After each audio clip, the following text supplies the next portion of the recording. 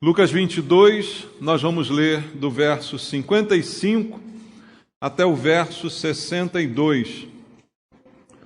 Lucas 22, do verso 55 até o verso 62. A palavra de Deus diz: E quando acenderam o fogo no meio do pátio e juntos se assentaram, Pedro tomou lugar entre eles. Entrementes uma criada, vendo-o assentado perto do fogo, fitando-o, disse: Este também estava com ele. Mas Pedro negava, dizendo: Mulher, não o conheço. Pouco depois, vendo o outro, disse também: Tu és dos tais. Pedro, porém, protestava: Homem, não sou. E tendo passado cerca de 1 hora, outro afirmava, dizendo: Também este verdadeiramente estava com ele, porque também é galileu. Mas Pedro insistia: Homem, não compreendo o que dizes. E logo, estando ele ainda a falar, cantou o galo. Então, voltando-se o Senhor, fixou os olhos em Pedro, e Pedro se lembrou da palavra do Senhor, como lhe dissera: Hoje 3 vezes me negarás antes de cantar o galo. Então Pedro, saindo dali, chorou amargamente. Amém. Pai, nós estamos diante da Tua palavra com nosso coração desejoso de ouvir a Tua voz, de receber uma palavra que venha do Senhor, não dos homens, não das filosofias desse mundo, mas uma palavra de Deus para a nossa vida, porque ela tem poder de transformar, ela tem poder de gerar fé e também correção no rumo que nós estamos tomando. Que a Tua palavra nos alimente, que a Tua palavra nos corrija e que a Tua palavra transforme a nossa vida. Mas para isso precisamos ouvir Tua voz. E por isso, Deus, eu entrego a minha vida em Tuas mãos, eu peço a unção do Teu Espírito, a capacitação pelo poder do Espírito Santo, para que eu seja um instrumento do Senhor. E a palavra ministrada quebre as barreiras para que ela chegue ao nosso coração e cumpra os Teus propósitos na vida de cada um. É o que eu te peço em oração com os irmãos, em nome de Jesus. Amém. Graças a Deus. Deus é bom. Amados, tudo que é narrado na Bíblia Sagrada, eu creio que há um propósito de Deus. Eu creio que ela é a palavra de Deus. Ela não foi escrita por homens, não é como muitos afirmam. Sim, foram homens, mas usados por Deus, inspirados pelo Espírito Santo, para trazer a mensagem que é necessária aos nossos corações. E tudo que é narrado, eu creio que é útil, como dizia o apóstolo Paulo, para o nosso ensino, para que a gente aprenda. Então não há nada que esteja na Bíblia à toa. Existe por um propósito, foi escrito, foi deixado para que nos sirva de exemplo, para que nos dê instrução. Então ela é útil para o nosso aprendizado. Até os erros que ela menciona na vida dos seus personagens têm utilidade para nós, porque a gente aprende com os erros, aprendemos com os nossos erros, mas podemos aprender também com os erros de outros, que nos servem de exemplos, de caminhos que não devemos trilhar, de atitudes que não devemos praticar. Então há tudo na Bíblia, há um propósito, e aqui é mencionada, é contada a história de um erro do apóstolo Pedro. E alguém diria: poxa, né, ele errou e o seu erro foi exposto, e o seu erro ficou registrado. Por que Deus faz isso e permitiu que isso fosse feito? Em nada isso depois contra o que se tornou o apóstolo Pedro, mas nos ajuda hoje a evitar também cair no mesmo erro. Nos ajuda como um alerta a evitar que isso também aconteça na nossa vida. Então, até os erros, eles são bons para alertar a gente. E a gente vê aqui nesse texto, nessa história, o erro do apóstolo Pedro, que qualquer um de nós pode acabar incorrendo pelas circunstâncias da vida, circunstâncias talvez parecidas com a que Pedro enfrentava aqui. E se a gente lembrar da história, parece meio absurdo, né? Porque pouco tempo antes Jesus disse a Pedro: olha, ainda nessa noite você vai me negar 3 vezes antes de cantar o galo. Então, isso foi dito a ele. ele ouviu, ele recebeu essa palavra, mas à mesma hora que ele recebeu, ele disse: não, de maneira nenhuma, comigo, não, eu jamais, qualquer outro, menos eu. E aquela palavra parece que foi esquecida, porque ela foi logo rebatida, né? Foi logo negada, e aí parece que ele se esquece. Mas as coisas aconteceram exatamente como Jesus falou. E por quê? E aí o contexto histórico, porque Pedro estava confuso com a prisão de Jesus. Ele esperava qualquer coisa, aliás, todos os discípulos, menos que Jesus fosse preso daquela forma, porque foram eles que viram Jesus fazer milagres, foram eles que viram maravilhas feitas pelo Senhor, não é? Coisas extraordinárias, pessoas paralisadas voltando a se movimentar, cegos voltando a enxergar, pessoas cheias de demônios sendo libertas, tudo isso eles viram. E agora eles veem Jesus sendo preso, e eles já tinham visto antes Jesus escapar dessas armadilhas, não é? A Bíblia narra momentos em que foram para prendê-lo e voltaram para trás, não é? Por causa da posição, da atitude. Então, jamais passava no coração de nenhum deles, embora Jesus tivesse também dito. Isso é interessante porque às vezes Deus fala muitas coisas, a gente ouve, né? Mas não acredita, mas não traz como se fosse verdade. Jesus disse que iria acontecer, mas ninguém esperava que acontecesse dessa forma. Então, essa prisão, e ali não apenas a prisão, mas os maltratos que Jesus já estava sofrendo ali na sua frente, trouxeram uma confusão para a sua mente, né? O coração dele estava perturbado com esses acontecimentos que certamente ele não esperava que acontecessem dessa forma, não é? Então, nessa noite, ele está ali, como diz o texto um pouco antes, né, o verso 54, que a gente não leu, termina dizendo que Pedro seguia Jesus de longe. Ele foi acompanhando ele ser levado, ser maltratado, sendo exposto, e ele ali olhando aquilo tudo. E aí eu quero, juntamente contigo agora, me colocar no lugar de Pedro. O que a gente pensaria nessa hora, né? O que a gente traria como verdade, né? No momento em que você vê o teu Senhor, o teu Salvador, aquele que era o exemplo da sua vida, com quem você aprendia tanto, agora sendo maltratado, né, e não fazendo nada, não reagindo, não mudando essa situação, né, e você vê aquilo tudo, e é assim que o coração de Pedro está. E aí, eu creio, ele está esfriando na sua fé. E esse esfriamento na fé é algo que todos nós estamos sujeitos a passar. Não há ninguém aqui que seja imune a um esfriamento, por mais que a gente esteja fervoroso. Há algumas horas atrás, Pedro está que é fé pura, é ou não é? Ele diz: eu? Não, de jeito nenhum, eu estou contigo, eu vou contigo até a morte. Olha aí que fé, né? Pelo menos na boca estava afiado, né? Eu creio no Senhor, eu confio no Senhor, conte comigo, Senhor. E ele vai do calor da fé à frieza da negação em poucas horas. Como é que a gente pode passar de um calor para um frio, de um momento para o outro, no mesmo dia? No mesmo dia, tudo mudou na vida de Pedro. E se isso aconteceu com Pedro, eu creio que isso é possível acontecer com qualquer um, por mesmas circunstâncias ou por outras circunstâncias.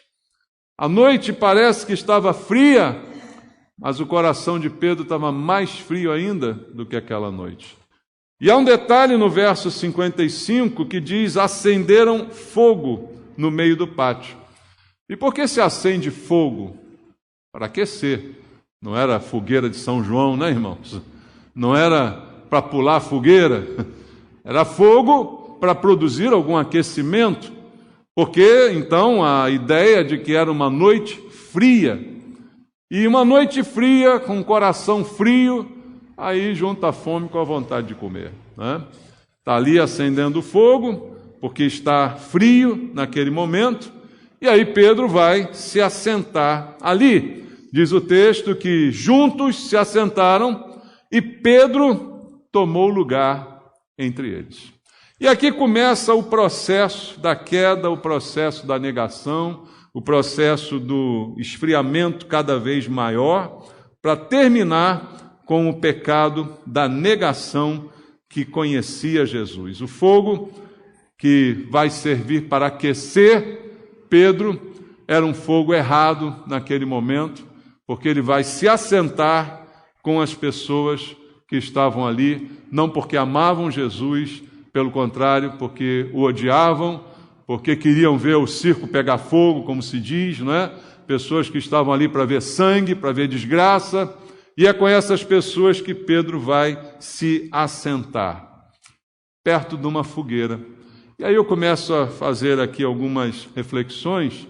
O fogo tinha um propósito, aquecer, e é bom, não é verdade? Se você está com frio, nada melhor do que ser aquecido. E há diversas menções na Bíblia a respeito do fogo. A própria palavra de Deus diz que Deus é fogo. Olha, fogo que consome. Então, há aqui algo bom, algo positivo. O fogo irradia calor, luz, serve para muita coisa, não é? Movimentou máquinas e tantas coisas mais, e até hoje.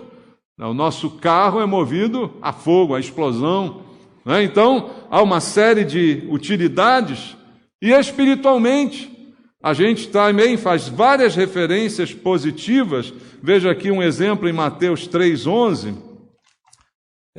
no Evangelho segundo Mateus, no capítulo 3, no verso número 11, está escrito: eu vos batizo com água para arrependimento, mas aquele que vem depois de mim é mais poderoso do que eu, cujas sandálias não sou digno de lavar. Ele vos batizará com o Espírito Santo e com fogo. Veja aqui o fogo como algo bom associado ao Espírito Santo para produzir limpeza, pureza, para produzir transformação. O próprio apóstolo Paulo cita também em 1 Coríntios, vamos ler 1 Coríntios capítulo 3, na primeira carta de Paulo aos Coríntios, no capítulo 3, no versículo número 13, 1 Coríntios 3,13, Paulo diz assim: manifesta se tornará a obra de cada um, pois o dia a demonstrará, porque está sendo revelada pelo fogo. E qual seja a obra de cada um, o próprio fogo o provará. O fogo como um elemento de prova, prova da qualidade, prova da pureza. Não é? O metal precioso, para se transformar, é aquecido no fogo. Para se purificar, é aquecido no fogo. Então, há vários exemplos, né, bíblicos de que o fogo pode ser algo bom. E aí Pedro está com frio e vai sentar perto do fogo. Olha que coisa boa, né? Olha, o fogo do Espírito Santo vai aquecer o seu coração e ele vai ficar firme. Só que não foi isso que aconteceu. E por quê? E aí abre aqui Apocalipse 21:8.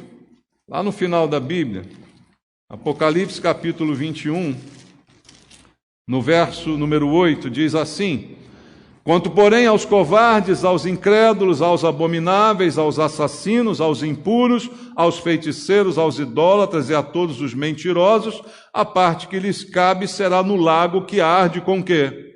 Com fogo e enxofre, a saber, a segunda morte. Esse fogo aí ninguém quer, né? Eu quero o fogo do Espírito Santo, mas o fogo do lago de fogo ninguém quer. Então tem um fogo bom e tem um fogo ruim. Qual que eu quero para a minha vida? De qual eu quero me aproximar? Desse que me aquece não apenas ao corpo, mas ao espírito?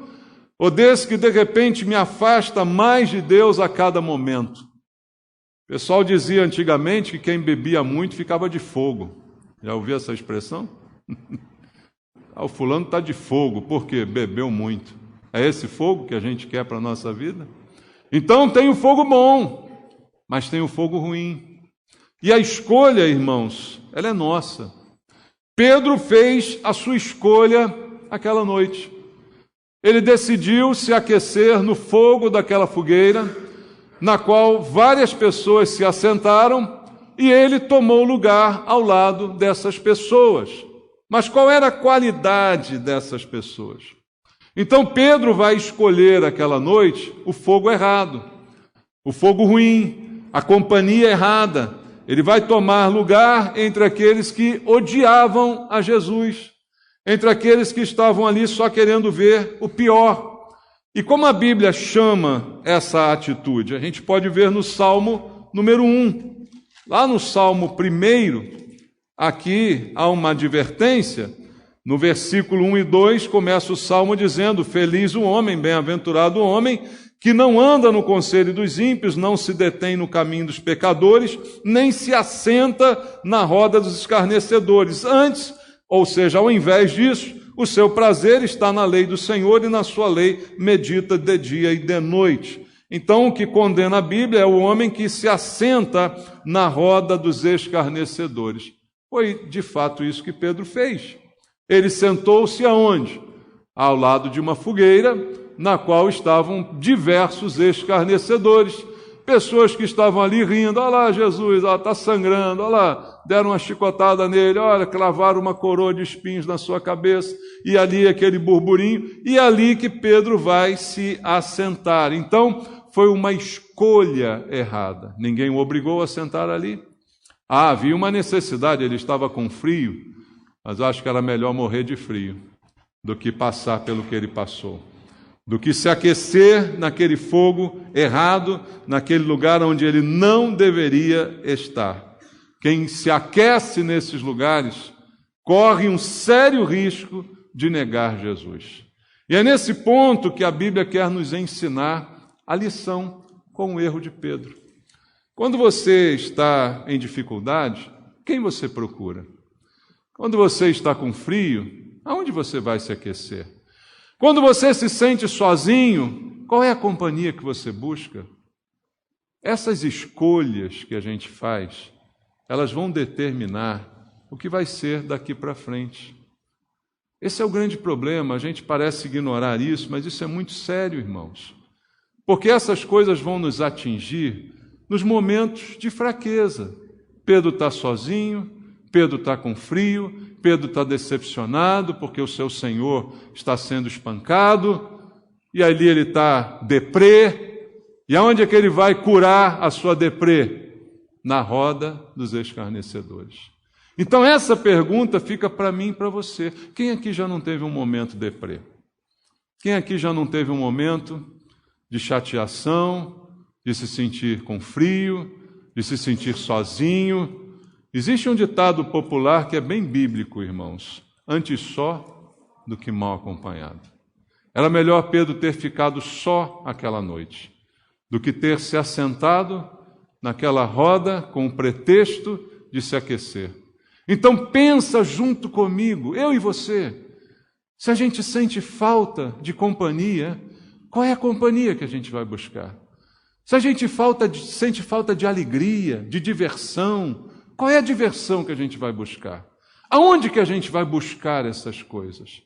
Existe algo errado em se aquecer no fogo? Claro que não, mas depende da companhia que está conosco. Existe algo errado em se divertir? Claro que não, depende da diversão e de quem está junto conosco. Então tudo isso deve ser levado em conta, e o erro de Pedro está aqui para alertar a gente, para chamar a nossa atenção com relação a essas escolhas. Porque um pouquinho ali naquela roda, bastou um pouquinho ali junto com aquela gente, diz-me com quem andas e te direis quem és, né? A Bíblia diz que essas más companhias corrompem os bons costumes. Quem está comigo? Quem anda comigo? Com quem eu ando? Porque bastou pouco tempo sentado ali para que Pedro esquecesse tudo o que aprendeu com Jesus. Para que Pedro esquecesse quem era Jesus e quem era ele próprio. Porque não é só esquecer Jesus, é esquecer quem eu sou. Quem eu sou? Eu sou um filho de Deus. Eu sou um salvo pelo Senhor. Eu sou alguém que teve meus pecados perdoados. E como é que eu posso esquecer de tudo isso? Num momento para o outro. As companhias. Quem está ao meu redor. O lugar onde eu estou indo. Aonde eu estou buscando saciar as minhas carências. aonde eu estou buscando resolver os meus problemas. É isso que vai mudar e vai fazer com que eu esqueça quem é o meu Senhor e talvez até pior, eu esqueça quem sou eu. Pedro esqueceu quem ele era naquele momento, pouco tempo que ficou ali naquela roda. E voltando ao texto em Lucas, no capítulo 22, que nós estávamos lendo, em Lucas 22, vamos ler o versículo 56 e 57. Entre mentes, uma criada, vendo-o assentado perto do fogo, fitando-o, disse: este também estava com ele. Mas Pedro negava, dizendo: mulher, não o conheço. Veja, ele não diz: eu não estava com ele. Ela o acusou de estar com ele. Ela diz: não, eu não estava com ele. Não, ele diz mais do que isso. Ele diz: eu nem ao menos o conheço. E às vezes você pode estar perto de alguém, não é? Ah, eu vi você com fulano. Pode ser. Eu passei, o fulano estava para o meu lado e tal. Mas ele não vai além, ele diz: não, não o conheço. Eu não sei quem é esse cara que está aí. Eu não o conheço. E, na verdade, ele está esquecendo não só do Senhor, mas ele está esquecendo dele mesmo. Ele está esquecendo de tudo aquilo que Jesus fez nele, por ele, e de tudo aquilo que Jesus disse para ele. E quanto tempo precisou? Pouco tempo. Alguns momentos na roda dos escarnecedores, alguns momentos em más companhias foram suficientes para que eu esquecesse tudo sobre Jesus e tudo sobre mim mesmo. Diga para mim, irmãos, isso é um perigo ou eu estou exagerando? Pensa junto comigo. É um perigo isso ou eu estou exagerando contigo essa manhã? Aconteceu com Pedro, não, mas eu sou melhor que Pedro. Comigo não acontece. Eu posso entrar e sair da roda dos escarnecedores a hora que eu quiser, porque eu estou bem. Parece Pedro um pouquinho antes disso acontecer, né? Todo mundo, menos eu jamais. Não é algo sério o suficiente para a gente pensar bastante a respeito? Com quem eu estou andando? Com quem eu estou buscando completar a minha vida? Com quem eu estou buscando diminuir a minha carência de companhia, de afeto, de calor, de amor? De quem eu estou buscando esta aceitação? Tudo isso precisa ser levado em conta, porque quem se assenta nessa roda, logo, logo vai perder a sua fé, logo, logo vai perder a sua convicção. A fé é a certeza, é a convicção. E quem se assenta já começa a se encher de dúvida. Será que é Jesus mesmo? Olha lá, está todo ensanguentado. Será que é Ele mesmo, o Senhor? Será que é Ele mesmo o Messias? Será que é Ele que diz quem Ele era? É verdade? Então a dúvida entrou no coração. A certeza foi substituída pela dúvida, então a fé foi embora. Na verdade, o que vai embora é a fé. E a Bíblia diz aqui em 1 Timóteo, vamos ler juntos aqui, 1 Timóteo capítulo 4, a primeira carta de Paulo a Timóteo, capítulo 4, verso 1 e verso 2. Está escrito: ora, o Espírito, com letra maiúscula, afirma expressamente que nos últimos tempos, o que vai acontecer, irmãos? Alguns apostatarão da fé. Apostatar é se afastar. Alguns apostatarão da fé. Por quê? Por obedecerem a espíritos enganadores e a ensinos de demônios, pela hipocrisia dos que falam mentiras e que têm cauterizado a própria consciência. Isso é muito forte. E a Bíblia está dizendo que nos últimos tempos, eu acho que a gente já está bem perto deles, não é não? Alguns, e não diz quantos, mas é preocupante porque Jesus mesmo pergunta: será que quando o Filho do Homem voltar encontrará fé? Então, se ele faz essa pergunta, é que esses alguns vão ser muitos, né, irmãos? Alguns vão apostatar da fé, vão se afastar da fé. E por que vão se afastar da fé? Porque vão se assentar, vão se cercar de más companhias, vão se cercar de maus princípios, vão se cercar de mau comportamento e vão dar ouvidos, como ele diz, a espíritos enganadores, a ensinos de demônios. Nós estamos vivendo uma época conturbada já há muito tempo na igreja, de ensinos dentro da igreja, mas que são ensinos de demônios. Não são homens ensinando, são homens sendo usados por demônios no púlpito das igrejas para ensinar coisas ruins, pervertidas, doentias, coisas que afastam a gente dos princípios, ensinos de demônios, por uma hipocrisia que é uma máscara. Simplesmente deu ensinar algo, mas viver algo completamente diferente. E porque a consciência, que é o último momento, aquilo que pode ainda trazer a verdade, é a consciência. A gente às vezes erra. Todo mundo erra aqui? A gente erra. Mas a gente tem uma consciência, e essa consciência, tocada pelo Espírito Santo, é incomodada, e a gente então cai em si, e se arrepende, e volta à prática das primeiras obras, como foi dito ontem aqui na mensagem. E a gente então caminha de novo, e muda, e transforma, porque houve uma consciência ainda que restou ali intacta para ser tocada, trabalhada pelo Espírito de Deus. Mas o texto diz que alguns têm a consciência cauterizada. Você sabe o que é cauterização? É queimar. Quando há uma hemorragia, o médico vai lá e cauteriza para fechar aquele vaso, para estancar, para não continuar. Cauterizar é queimar. Então é uma consciência que foi tocada com ferro em brasa e foi queimada, e ela não funciona mais como consciência. E a pessoa perde a consciência. É o pior nível de engano, enganado por demônios e achando que o que faz está certo.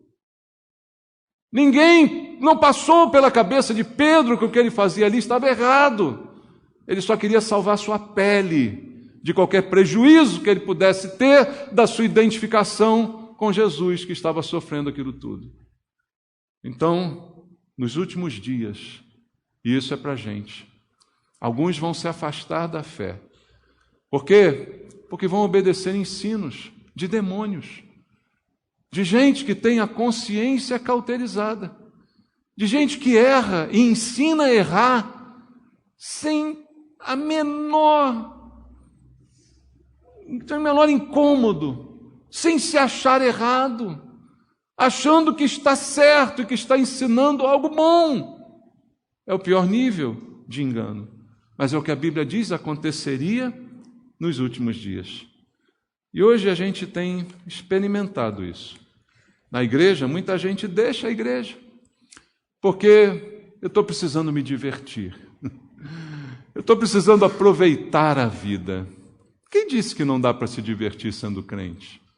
Quem disse que não dá para aproveitar a vida sendo cristão? Quem falou? Depende do que você acha que é aproveitar a vida, né? Se você quer bacanal, aí realmente tem que deixar a igreja.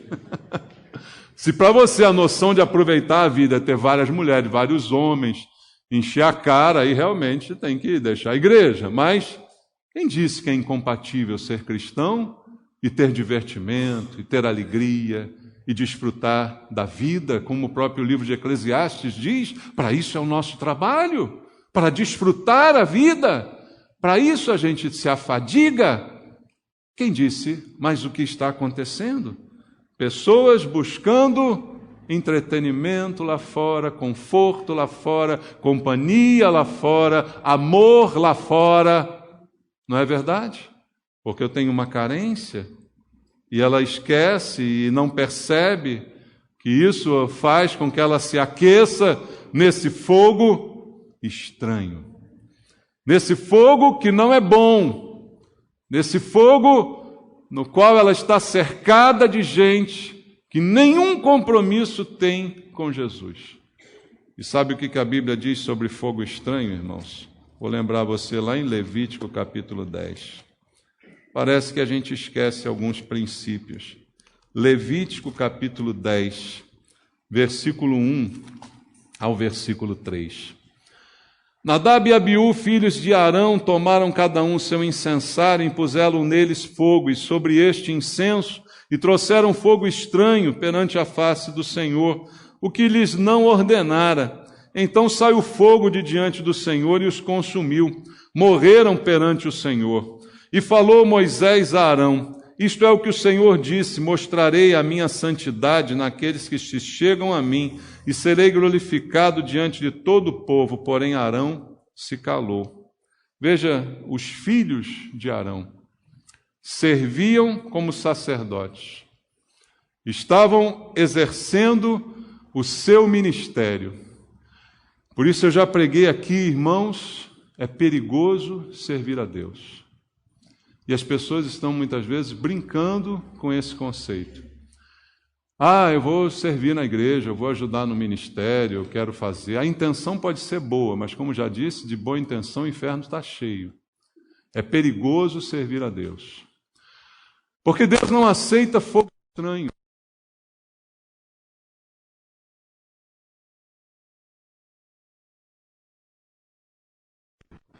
Mas eu não sei que fogo era aquele, a Bíblia não explica, mas era estranho. Não era o fogo que Deus estava acostumado. Era feito por gente qualificada, que estava ali para fazer aquilo, sacerdotes, mas era esquisito. Então é perigoso servir a Deus. E aí eu digo isso para todos nós aqui: se você está em pecado, saia do ministério no qual você está inserido. Porque o problema não é a igreja não vai sofrer, quem vai sofrer é você. Porque a Bíblia diz que veio fogo. Deus diz no final: eu vou mostrar a minha santidade naqueles que... Então Deus mostra dele. Então é simples, não espera o pastor descobrir que você está em pecado, grado o ministério. Entendeu? Não espera não, porque para mim é muito constrangedor também. Sai logo você, antes que o fogo venha e te consuma. Antes que o fogo venha e Deus mostre a sua santidade em você. Veja, se você está se aproximando de mim, mas você não tem condição. Eu já preguei aqui, a gente diz: bom, então se é assim, pastor, quem pode servir a Deus, já que todos nós pecamos? Sim, é verdade. Mas a consciência, você lembra da consciência?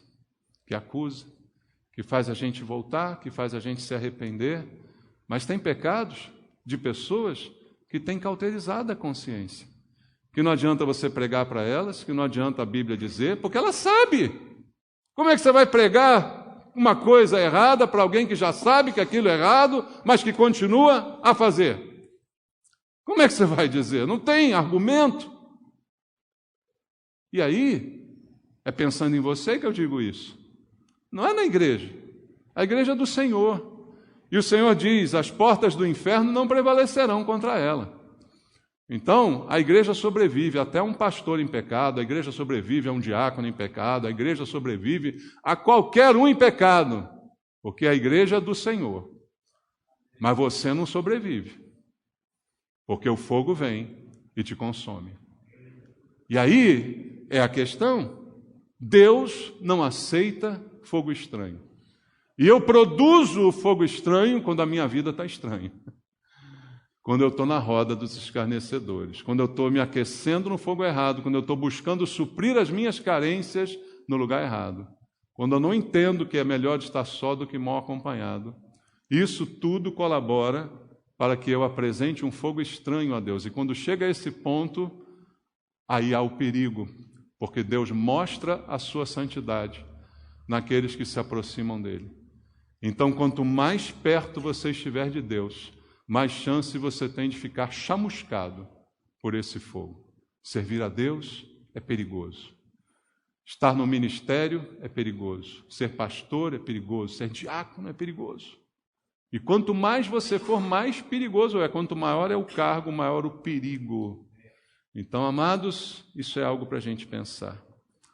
Mas existe também, e aí eu quero deixar para a gente encerrar essa mensagem, uma esperança. Existe também o fogo, que é o fogo bom, como eu disse aqui no início, não é? Esse fogo ruim acabou com aquela noite de Pedro, mas não acabou com a sua vida. O que a Bíblia diz? Jesus olhou para ele quando o galo cantou, e ele já tinha negado as 3 vezes, como Jesus tinha dito, e aí olha para ele, e aí Pedro olha para Jesus, e aí ele se retira para chorar amargamente.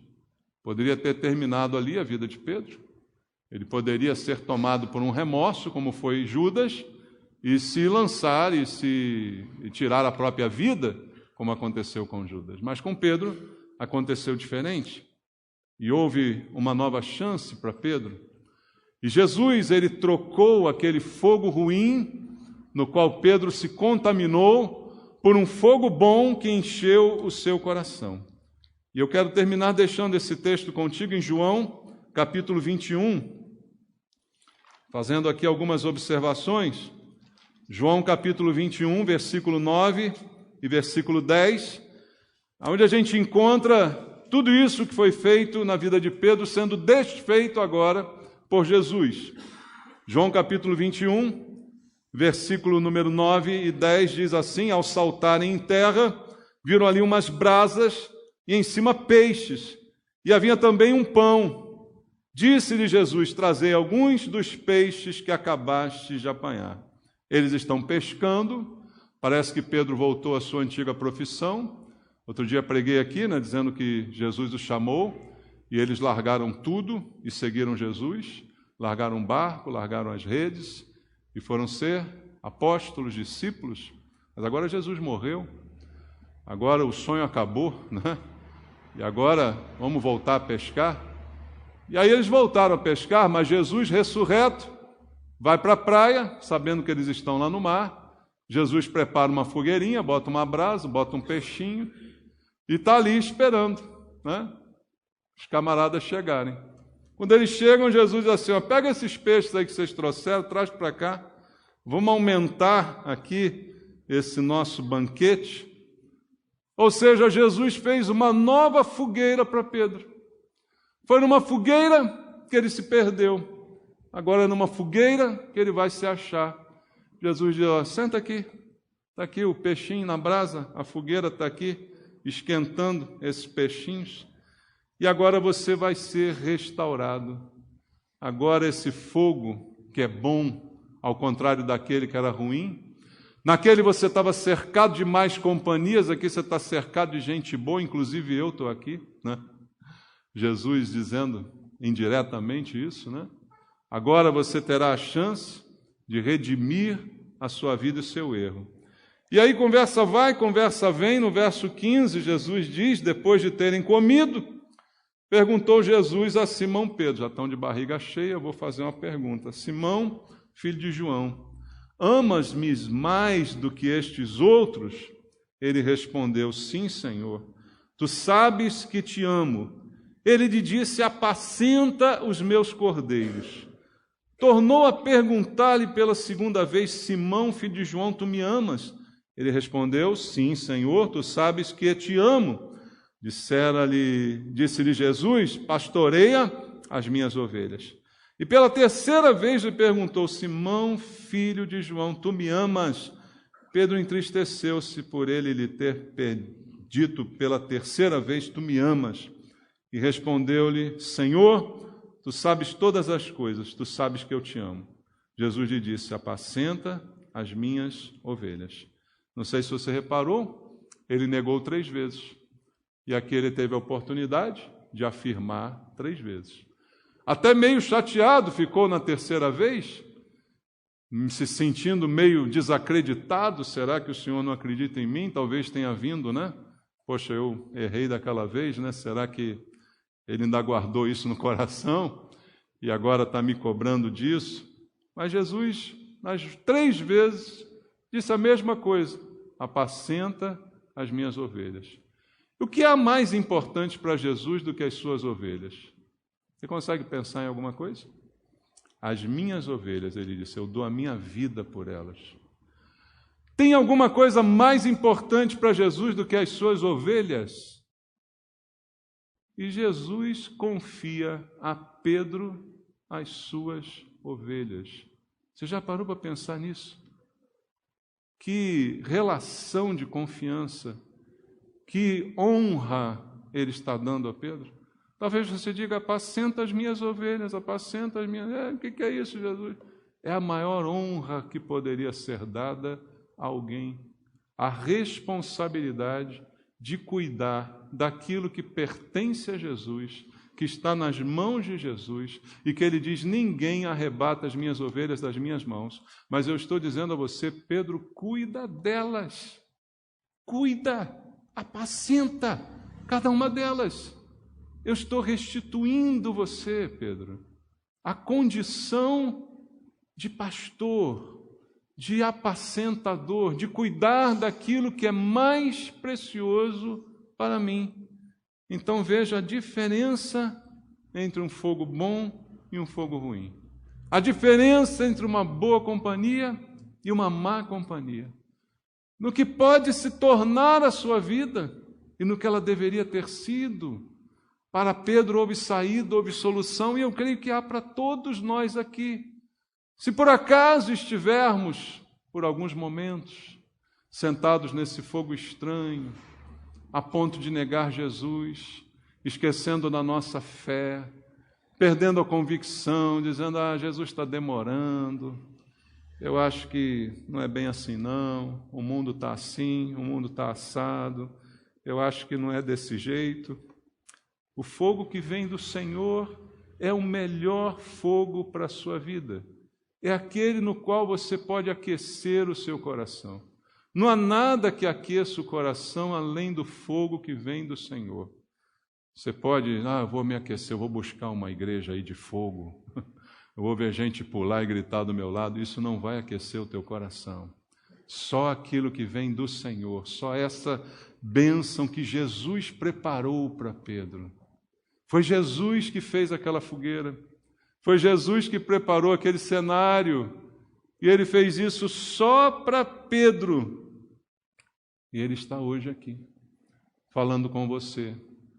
Talvez te convencendo de que você não está no caminho certo, de que você está a ponto de negá-lo. Talvez por 1, 2, 3, quem sabe mais vezes. De que você está mexendo com fogo estranho, de que você está a ponto de se chamuscar, mas Jesus está aqui ainda falando contigo: vinde a mim, todos os que estáis cansados e sobrecarregados, e eu vos aliviarei. Tomai sobre vós o meu jugo e aprendei de mim, porque sou manso e humilde de coração, e achareis descanso para a vossa alma, porque o meu fardo é leve, o meu jugo é suave.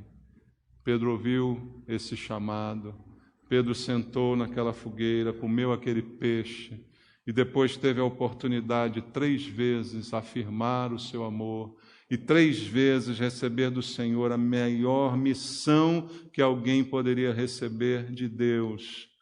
Ele não somente tem fogo para dar, mas toda a provisão que nós necessitamos. O peixe está na mão de Jesus, o fogo está com Ele, a palavra está com Ele, o ministério quem dá é Ele.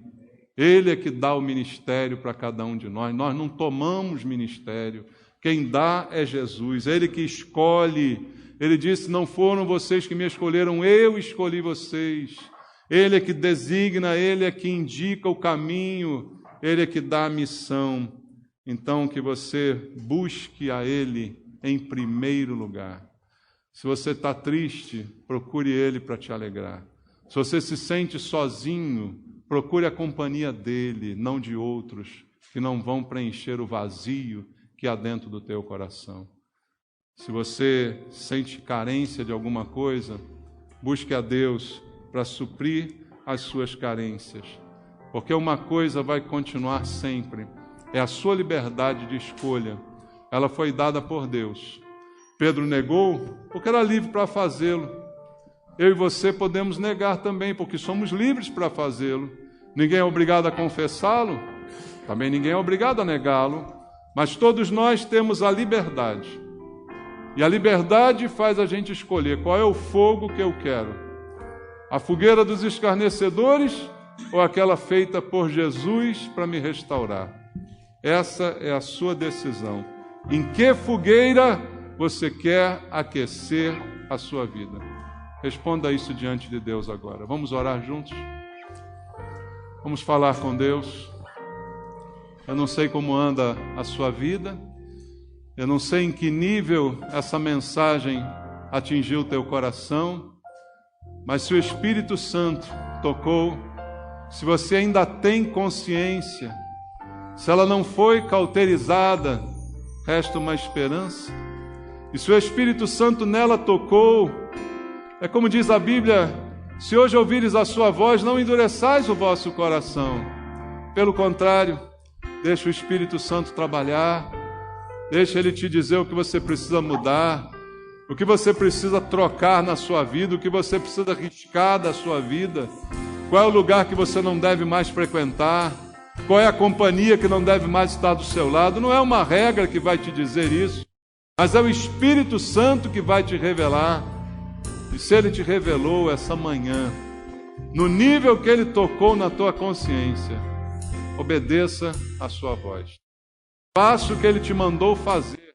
Confie nele, porque Ele tem coisas melhores para confiar às tuas mãos. Ele tem coisas melhores para depositar nas tuas mãos. Responsabilidades maiores, coisas nobres que podem vir do Senhor para a sua vida. Mas no ponto que você está, você pode estar a ponto de ser consumido pelo fogo, sem saber. Então, enquanto é tempo, volte. Enquanto é tempo, conserte. Abra os olhos, abra a consciência. Em nome de Jesus. Pai, toca no coração de cada um dos teus filhos aqui, essa noite, produzindo, Senhor, o solo fértil necessário para que a Tua palavra dê fruto no nosso coração, para que ela produza a mudança, para que a gente enxergue os privilégios que temos recebido do Senhor, o chamado, o ministério, coisas lindas, mas que só nos dão mais responsabilidade ainda, Pai. Tem misericórdia de nós, não permita que seja cauterizada a nossa consciência. Que nenhum de nós obedeça a ensinos de demônios, Pai. Que a gente saiba discernir a voz do pastor. O Senhor disse: as minhas ovelhas, elas me conhecem, elas ouvem a minha voz. Que as tuas ovelhas não sejam enganadas. Eu te peço, Pai, em nome de Jesus, abençoa as tuas ovelhas aqui, em nome de Jesus. Amém. Vamos.